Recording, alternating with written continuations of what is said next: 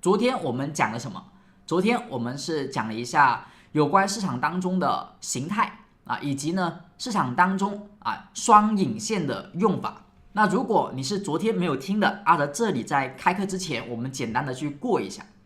好，那什么叫做双引线或者说什么叫双引针？那么我们看到这里，什么叫双引针就是最近的市场是不是纳斯达克指数它出现了两根长长的下影线。那么这两根长下影线呢，它的含义是什么？就是从 K 线裸 K 的角度来看，它必然呢是市场当中出现了一个下跌，就是盘中有资金的流出，有资金的一个看空盘中下跌，是不是当时那2天市场当中盘中的 K 线它曾经走出过这样的状态？大家看一下，阿哲呢把它重新的去回顾一下当时的那种状态，是不是曾经的市场在当时盘中有出现过这样的一根 K 线，以及呢这样的一根 K 线，也就是说盘中都出现了2根大阴线这2根阴线呢，它的杀伤力很强。如果当时盘中一直是维持这种状态，那么最近的市场，那么阿哲呢也不敢去说什么看多之类的了是吧？但是呢，我们会发现，在尾盘收盘，我们说道氏理论当中一直强调收盘作为最有效的价格因为收盘呢它是确定下来了，今天的价格如何不会再变了，但盘中呢依旧会有波动，依旧呢会改变，所以你会发现盘中看着很吓人的阴线，最后收盘是2根长长的下影线，说明盘中的下跌在盘中就被收复了，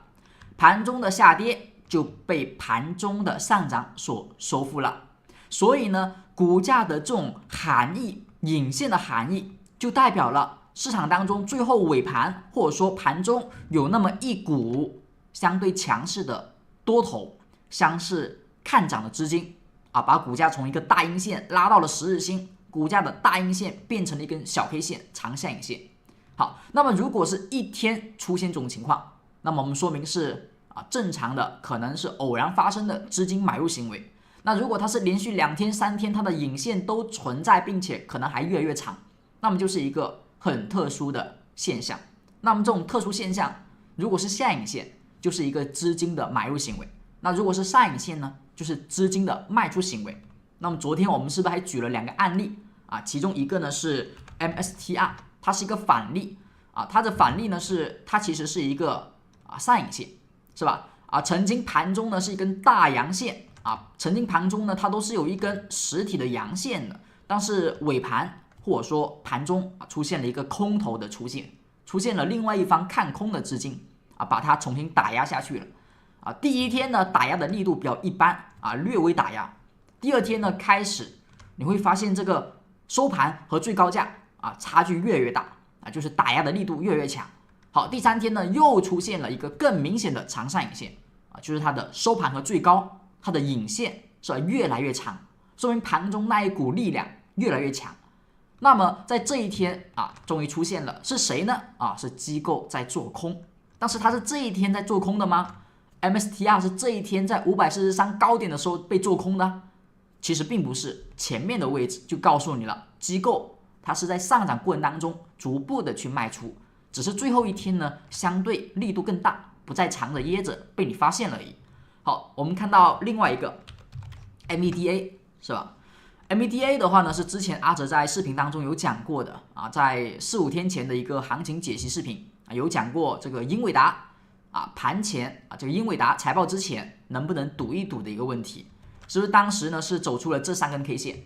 好，这3根 K 线的特点是什么呢？它是盘中呢是不是曾经有这样的一个实体出现盘中有这样的下跌出现，有这样的阴线出现但是呢它这里尾盘或收盘被收上去了，所以它的影线就出现了，而且你会发现这一股力量在不断的变强前面2天是影线小影线这一天呢是一个相对变中长的一个影线，而后呢它不止把影线收回来了，它还把这个下跌的实体收回来了，变成阳线所以这是一个下跌中资金流进的表现。股价后面是不是哪怕财报我们说不及这个机构的预期人家呢也还是涨了几天。好，这是我们所说的一个影线的看法。那么通过这一个引线的2天出现啊，阿哲呢昨天也定了一个标准，就如果呢你是裸 K 交易者，那么你现在呢对于市场的方向不明确或并不明显啊，其实也确实目前的市场方向可以这么说，哪怕是专业的投资者对于这个方向性来说也是不太明确的啊。等等阿哲呢在讲缺口时会告诉大家怎么去看。好，那么这2根引线的出现，难道就一定代表股价会涨吗？也不是啊，因为我们昨天说了另外一个概念，就是机构的问题。就是很多同学呢一听到啊这2根引线代表机构大资金在买进，好，那么肯定的后面会上涨。我们昨天也说了一个概念，就是机构它一定会赚钱嘛？机构的每笔交易都一定是赚的嘛？并不是吧？啊，连巴菲特老爷子都能够亏，好，那你更别说其他的一些普通的机构了。是吧？甚至呢连一些我们所说的索罗斯甚至呢是量化交易之父那么西蒙斯他们呢也不是说每笔都赚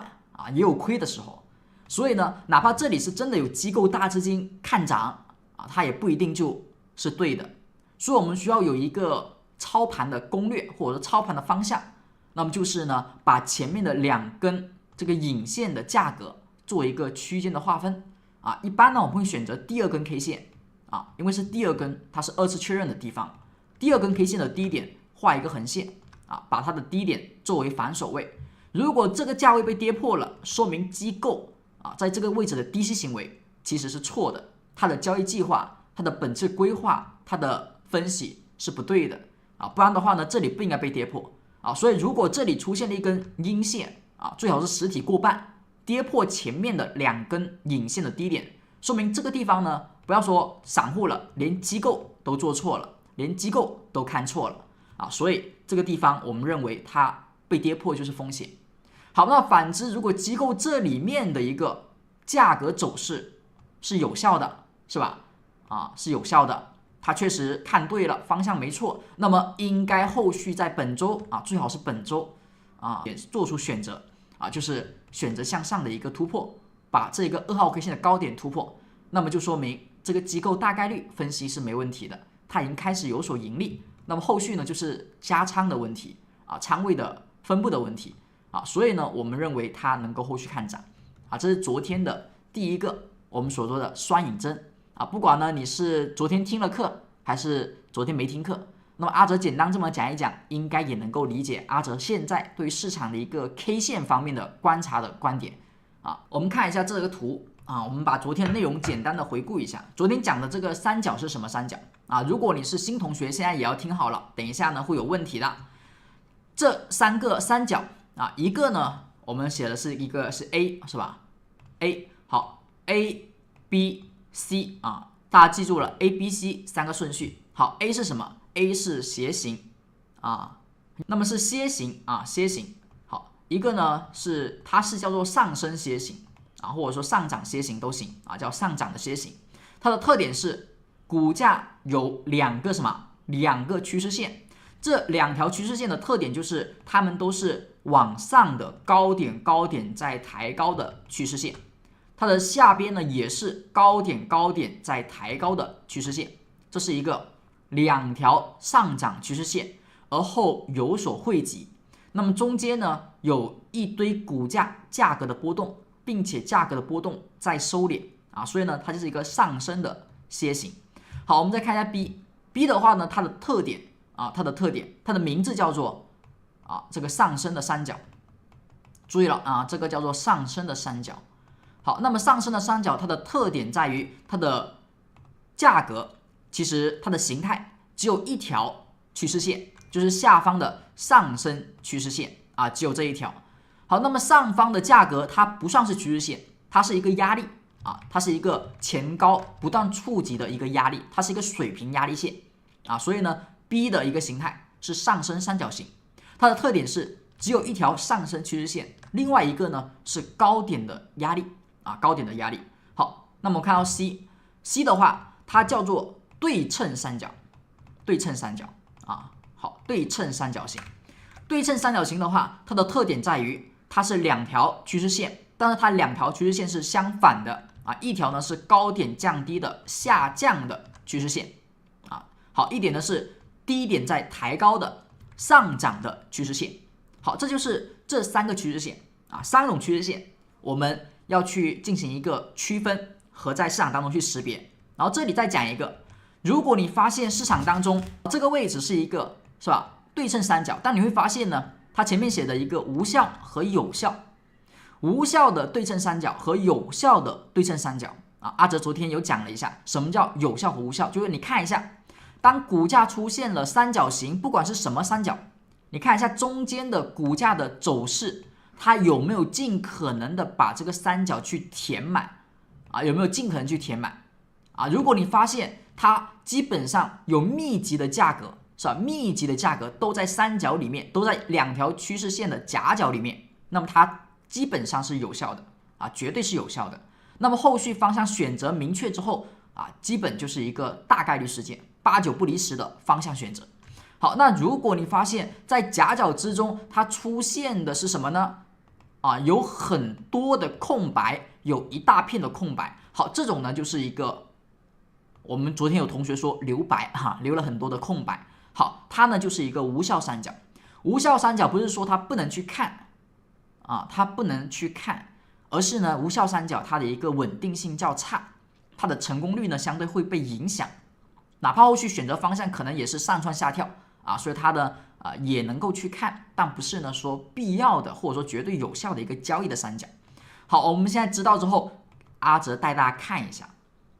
作为批改。第一个，好，这个股价它是什么？它是一个 DIS 啊，这个同学的名字阿哲就遮挡住了，不露出来了，保护一下同学隐私。好，看一下这个位置，它选择了一个 DIS 的价格。好，那么我们这里要说一下，就是市场当中，就是我们就画这个形态，它跟 K 线不一样啊。K 线的话，它是几根的啊？你哪怕你学 K 线组合，你最多就3根4根是吧？阿哲讲过最多的就是13根是吧？波段底部的13根啊。但是 K 线它再怎么样，你就是局限于一个短线的那几根 K 线，大部分情况下你可以很精准的去画线取点，你可以去交易。但是形态不太一样，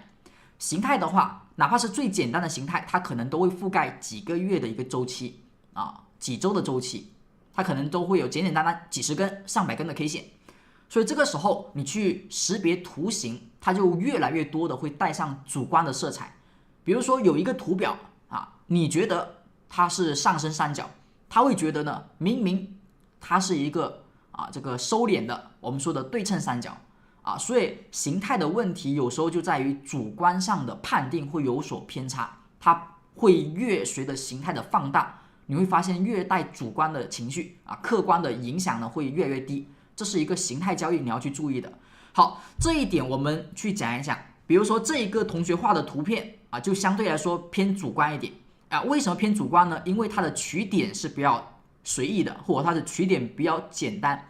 你会发现它的这一个高点画过去，中间有经过什么重要的最高价或者说它的收盘价吗？其实是没有的。你会发现这个高点高点是吧，基本上都是被横穿过去的啊，所以画的呢会相对随意一些。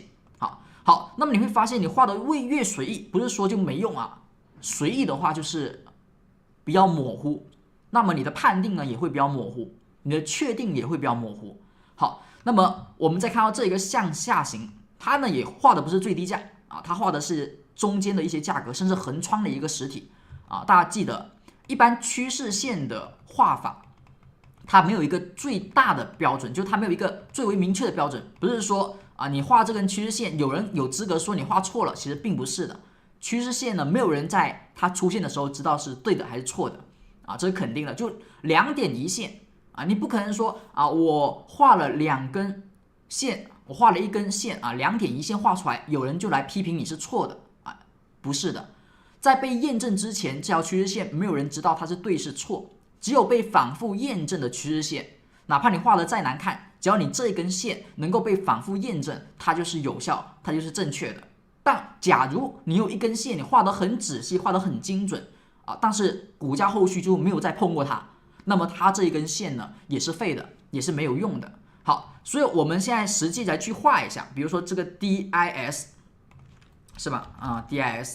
迪士尼，好，应该就是最近的这一波行情。好，我们在这一个软件当中去画一画像这位同学，你可以呢用一下水平的高点，比如说我们取一下这个高点，一般大家最好打开这个吸附功能吸附功能。好，比如说现在你就尽可能画的精准越精准呢，可能它会越是有效。比如说这一个点位，我们单纯从这一个高点来说，是不是曲线基本上是精准的去碰到前面的高点？所以这2条线呢，你可以成为一个水平的压力。好，那么它至于后面有没有效呢？你就看一下，它是会再碰到它而后回落这可以算是一个有效。那你也可以算是它突破的时候它是放量的，或者说它突破之后立马有方向性的改变，好，它也能算是有效的。就是一个趋势线呢，它要么是能够提供压力支撑，后续依旧有压力支撑，它可以算是有效的。但是它同样的，如果它不是后续提供压力支撑，而是你发现它突破之后有明显的放量，或者突破之后呢明显的趋势的转变，那么这也可以算是有效的。哪怕它后面一次都没碰，但只要它碰过去之后有明显的量能释放，有明显的加速行为，它也能算是有效的因为放量代表什么？代表一个市场的认同，就是股价过了某一个价位，为什么会放量？就因为当时大众觉得这个价格一旦过去了，它会有一些变动，所以有人看多，有人看空，那么市场在那一刻活跃起来了，某一个关键的趋势线被触碰，某一个压力位被击穿，那么它出现了量能的释放，就说明这个价位是大家所认可的。那么越是认可，成交量越大，市场的分歧也会越大，那么它的这个线就越有效。好，那我们把这个成交量打出来，那你会发现这一天是什么？是一个跳空缺口，缺口的突破，我们说它本来就有效的。而后下方的量能是倍量倍量，而且是2-3倍的量它的量呢比之前也明显的是有效的，所以突破又带量，那么对于前面的高点大家就是认可的。好，那你至少知道你有一条线是绝对没有问题的，就是迪士尼前面的高点连线是绝对没问题的，它是绝对有效的好，那么下面呢我们再去做另外一条线，那么我们再把下方的这一条线画一下，比如说我们画一下这一条线是吧？一个低点，一个低点当然有些同学说那我可不可以画一下这个低点呢？这个低点呢也不是说不行，但是阿哲想问一下大家，比如说这里是 A这里是 B， 这里是 C， 我是应该拿 AC 来连呢，还是 AB 来连？我们就以这个三角的角度来去看就是股价呢处于一个什么三角？上升三角因为上方是一个高点压力好，那么以上升三角的角度，我应该是选 AB 还是选 AC 会比较好？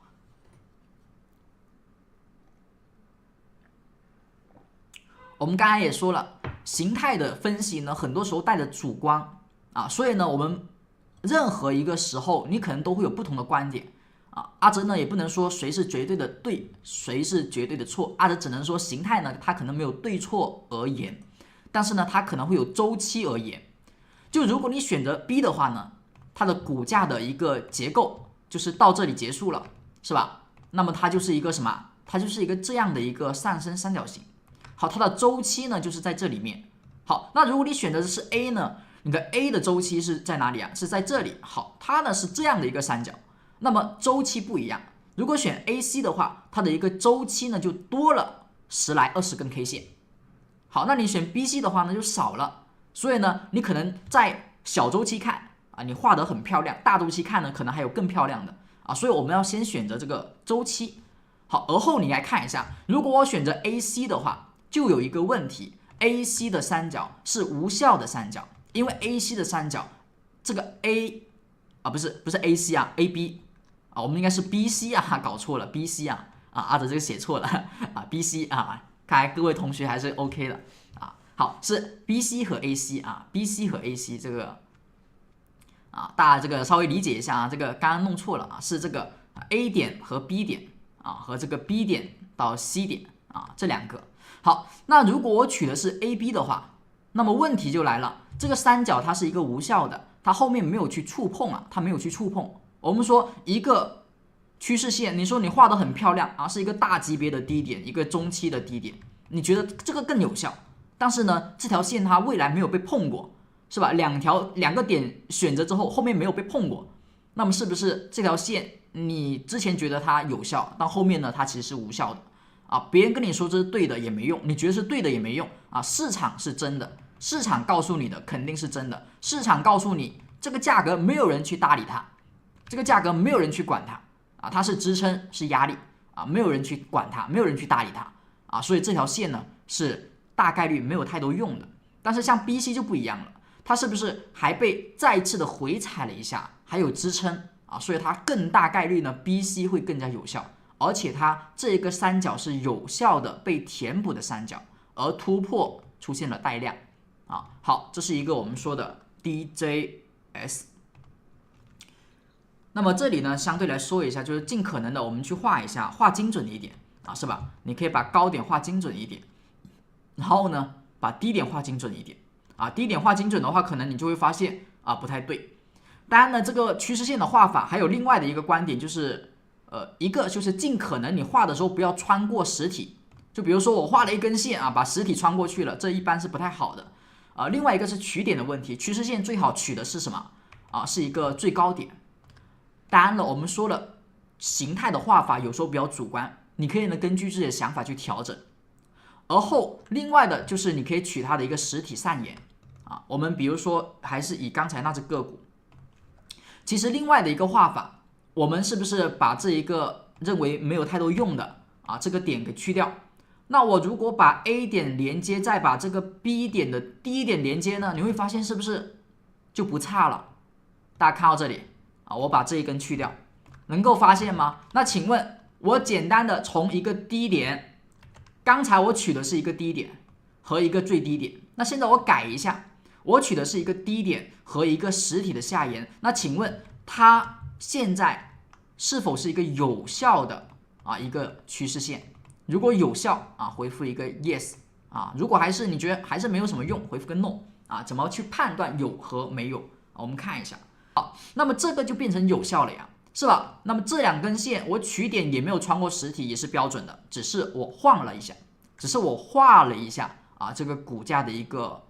点位而已，从最低点变成了一个实体啊，那你会发现也是 OK 的，是吧？它的这个趋势线就有效了，股价上涨回调，上涨回调，上涨回调，是不是也是有效的？好，当然呢，这个位置如果你把它连线连到这里的话啊，它的一个有效性还有待考量。但也还行，是吧？它只是少了一下而已。就最好呢，如果这一个能够涨到这个地方，我们后面形成的这个三角就会更加漂亮。它少了这一块，所以留了一些白，但是它的留白呢不是很多啊，因为它走到后面的时候，随着股价的收敛，它是不是慢慢的也在凝聚啊？所以呢，我们也可以这么去看啊，这两个三角是凝结的，不管是大周期的、小周期的三角都是共振的。啊，这种情况下是不是效果会更佳啊？你发现两个三角画出来，哎，基本上都是合格的。那么这两个三角被突破，是不是相对于周期上来说也是有一个协同的效果？好，我们再往下看到另外一份作业，这一份作业呢是有一位阿哲认为很认真的同学，昨天阿哲的一个要求是什么啊？就是你找到一个就行，是吧？你找到一个三角啊，你找到之后呢，你画出来，你说一下它是什么三角。然后说一下它这个这个三角的一个方向啊就可以了，很简单啊。但是这个同学呢，他就不只是找了一个三角，那他找了3个啊，他把3种都找到了，而且这个是英伟达，所以我们等等顺便说一下英伟达。那么现在我们看一下这张图啊，右边这张图，这张图里面我们先判定一下，由各位同学来判定一下。比如说我这里选择标记一个数字，这是 A。啊，这是 B 啊，这是 C。好，那大家来判定一下，它所画的三角啊，每一个三角的标记啊，是否都是对的？今天我们说判定的话，应该是找到三角形，而后说它有效还是没效，以及它的方向。好，那我们看到 B 啊 ，B 的话是不是它的这个画的也是比较粗糙一点啊？但是我们说这个主观意识可以去相对的调整。你说阿哲这个应该画到这个地方是吧？啊，是吧？应该画到这个地方，是吧？这个也行，是吧？你会发现其实也还行。不管你画这个点取这个点，还是取这个点啊，它基本都是有效的，因为这里也是压力嘛，这里突破之后也有回踩。那么像这里呢，它也有压力啊，它突破之后也有加速，所以这两条向下的趋势线都是 OK 的啊。但是你说我想尽可能的漂亮一点啊，那么这位同学画的还是比较漂亮的，因为他把另外的一个高点作为杂音啊规避掉了啊，简单的去画了一下啊。不过啊，我们看到这里啊，所以也还是可以的，你可以根据你的主观去调控，因为这一个我们所说的形态，它的面积比较多，它的 K 线比较宽泛。啊，所以你说要很精准的去定义是比较困难的。越大的形态，越大的模型，它越难做到精准，它越可能给你的是一个模糊的方向。你说阿哲，我想要更加准确的短期精准的方向，那么你可能要更去关注 K 线短期的走势。啊，好，这个同学哪个是有点问题的啊？这个是有点问题的。这一个啊，你说它是一个三角，就相对有点牵强。它是一个对于前高的有效突破，因为它是一个放量的大缺口的向上突破啊，你可以说它是一个有效的突破啊。前面有一个缺口，这里有一个缺口，是对于前高的有效的突破啊。但是呢，你说它是一个三角，说它是一个上升三角，就有点牵强，因为它后面并没有去形成啊，并没有去形成，它的下边啊和上边都只是触及了2次。啊，它就只触及了2次，这是一个相对不是很标准啊，不是很有效的三角啊，所以这个它只是一个突破形态，它不是一个三角的收敛形态。好，那么像英伟达这个呢，它就我们刚刚说了啊，这个还可以啊，它调整了一下还不错啊，这里突破之后股价是上升的，它取的点如果取这里也是没有问题啊，突破之后是回踩的啊，突破之后是回踩的。好。那么它像现在所取的就是最新的是一个斜形，斜形的话呢，低点和低点上移啊，他说现在是一个跌破的形态，我们就画一下最新的这一个啊 MVDA 啊，我们把这个量能先关掉，我们也画一下这个最新的。大家如果昨天没有画过这个英伟达的，也可以画一下英伟达。我们把这个低点连线啊，好，低点连线，然后你会发现这个连线的位置好像不太对。是吧？阿哲低点连线的地方跟它不一样啊，阿哲连的是一个大的低点啊。我们把这个连线你都可以把它连出来，然后去选一个比较合适的。好，那么这2根连线的话呢，我们会看到这个点不太对啊，最好是选一下这个点啊，这个点好像更好一点，是吧？以及呢，如果我把这里选的是这个点呢，好，这2根趋势线，我们先把趋势线画出来，然后再做选择。好，比如说这个高点呢。啊，以及我们也可以调一下，像这样子啊，把它拉下来，好，来，啊，差不多啊，这2个高点差不多。好，那么你可以看一下，你究竟，你可以在实战当中你去画一下，我把每一个点尽可能的去涉及到，就比如说我尝试用这个低点啊，用这个低点啊，或者说用这个低点都尝试一下，你可以把实体把低点都画一下。啊，实际的交易当中，你可以都去分析的时候，你可以每个低点你都试一下，好，试出你感觉最舒服的那形态最标准的啊，你就可以去看了。那么现在你会发现啊，它的形态其实就是股价的下跌啊，反弹，而后目前在走一个收敛啊，收敛。那如果你是以这一条线来去判定的话，它就跌破了啊，大家注意，如果以这条线去判定的话，它就跌破了。好，那如果你以下边更大周期的线去判定的话呢，那它就没有跌破啊，它就没有跌破啊，所以呢，我们在形态上它会比较模糊的给你一个方向，但我们至少知道它目前没有在上边，所以英伟达呢，它如果要走出一个上涨，它必然呢是要把这一个上方的趋势线去突破，它更容易是一个强势的上涨。那如果它不突破呢？而是在这里震荡运行了，那方向性就是一个震荡的上涨，大家注意，震荡的上涨啊。好，那么如果要去说它会不会加速下跌，或者说趋势的反向的走势，那么它至少应该把下方的趋势线再次跌破，是吧？它现在是跌破了一个，那如果它再次往下跌破呢？那是不是2个都跌破了？2个都跌破了，那股价未来的走势，我们说方向性就更加大概率选择向下了啊。这是英伟达。那我们看到下一个的话呢这是特斯拉啊，特斯拉。好，继续我们来看一下这个特斯拉，看一下它是选择了一个高点连线，然后低点抬高，所以它是一个什么三角？他说它是一个上升三角。好，是上升三角吧？如果这里是一个有效的压力，这里确实是个有效的支撑，那么它就是一个上升三角。好，股价他认为这是一个三角啊。首先我们来看一下，我们说股价对于这个高点的反应是怎么样的？是反应其实是有效的，因为这个高点之前有压力啊，之前这里有压力，而突破的时候是出现了大幅的跳空以及放量，所以这个高点的水平线是没有问题的，它是有效的。好，那么下方这里画的就有点粗糙了哈。好，我们说三角形你这个延伸一下嘛，是吧？你至少延伸一下嘛。好，我们来画一下特斯拉，画一下特斯拉的。特斯拉的话，阿哲觉得这个取点你可以尽可能的，你可以取一下这个点试试，是吧？我们说每个点试一下，哎，你会发现这个点是不是有点意思啊？如果你刚才取的是下边的2个点，那你会发现后面股价是没能回踩的啊，也就是说这个趋势线它是不是只被试探了一次啊？就是你是用2点确定的一根线，和是有3个点确定的线啊，就不太一样。所以如果你画的是这一个位置的话，你会发现你可以确定3个点，是吧？你可以确定3个点。好，那么我再画一下上方的价位啊，这个水平的线段，水平直线啊。好，大家看到这里，如果阿哲是以前面的最高点画线，你觉得这个线好还是不好？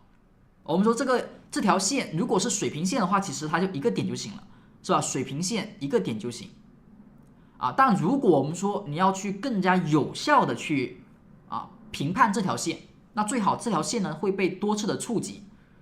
好，那么它现在有被多次触及吗？它就触及了1次嘛。好，那有没有比它更有效的？你说阿哲没有比它更有效的，好，那么你就不用再找了。你说如果阿哲图表当中我还能找到更好的，那么你就用更好的我们虽然说它是一个模糊的形态，给你的方向是模糊的它是一个比较模糊的。好，但是呢，如果有更好的，你找得到的话，就用更好的。比如说，我把它如果往下移，是吧？我如果不用它的最高价呢？我如果用这一根前高的阴线的它的一个开盘价呢？开盘价是不是也可以？开盘价是不是也可以？好，来，开盘价如果出现的话，是不是它的开盘价是吧？当时这波上涨最高的。这个阴线的开盘价，或者说前面这个阳线实体的最高价也行，是吧？好，那么这个价格过去之后，是不是这里是有压力的，这里是突破失败的？哎，它是不是1次2次也被多次的确认了而后是不是突破股价上涨？哎，也是 OK 的，是吧？所以呢，不是说前面就错了。你说阿哲，那前面这样画都错了嘛？也不能说错，因为它这里也有压力每条趋势线它的一个效果不同，就看你的要求。如果你说我想要它更加快的去精准去触及，那么下边可能更好但是下边的问题是有1次突破，假突破。那如果你放高一点呢？哎，是的它呢没有假突破，但是呢它也没有被多次的试探